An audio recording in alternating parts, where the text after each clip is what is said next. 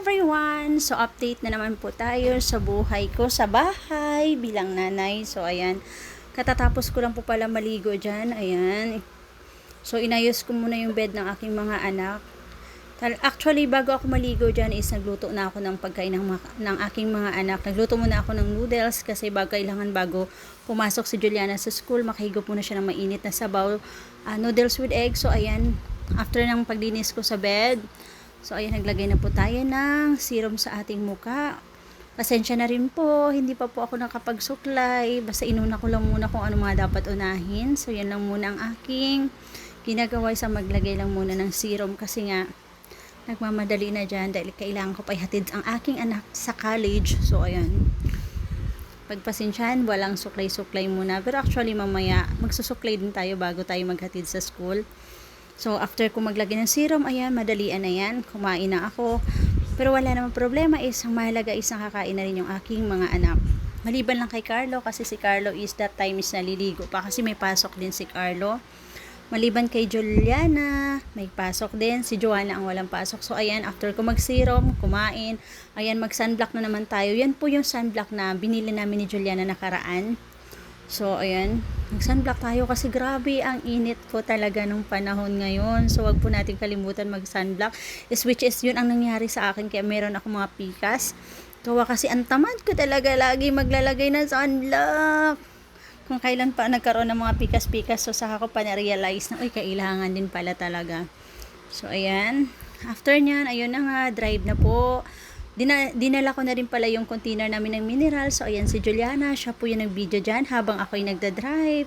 Siyempre, hindi nga po ako makapag-video kasi yun nga, nagda-drive po ako dyan. So, ang aking taga-videographer dyan is si Juliana. Yan po yung way papuntang school. Dinala na rin po pala namin dyan yung mineral ng container kasi nga after namin maghatid kay Juliana sa school. So, magda-drop by na rin po kami sa bilihan ng tubig. So, ayan. Malapit na kami dyan sa school ni Juliana. Actually, binago na pala yung daanan kasi yung kabila dating daanan nila Juliana is inaayos pa daw. So, dito kami dumaan sa kabila. So, yan po yung way para i-drop namin si Juliana. Yan po yung update natin everyday. So, actually, hindi naman siya talaga everyday kasi ang pasok ni Juliana is Monday, Tuesday, Wednesday, at saka Saturday lang. So, ayun lang. So, yun na nga po, pagbalik namin, dumaan na kami sa water station kasi bumili na kami ni Joanna ng tubig. So, kailangan pag buhay nanay ka talaga, kailangan magagampanan po yung mga obligasyon sa bahay. So, ayan na nga si Kuya, ang sipag ni Kuya. Actually, kanina nakita din namin yung mga construction worker. Ang sipag, kahit tirik yung araw, nagtatrabaho sila. Kung nakita nyo sa mga video kanina na, hindi ko na nasabi yun kanina, andun may gumagawa ng bahay doon, ayan.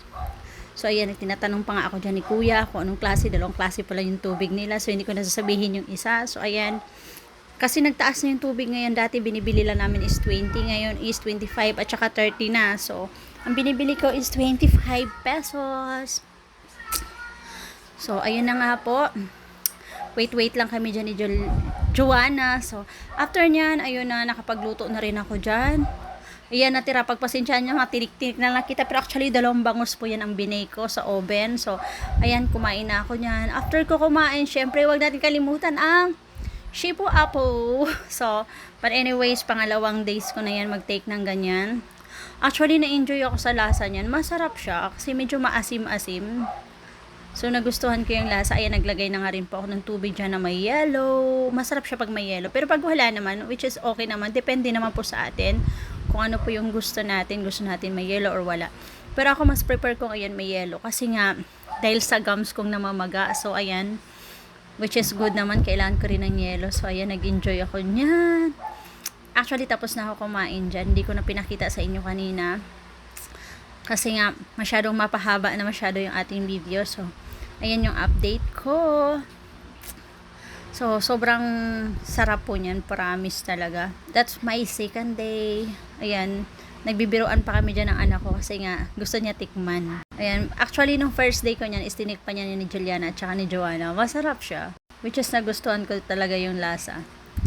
So, ayan. Okay pa tayo dyan. So, yun lang po. Thanks for watching. God bless.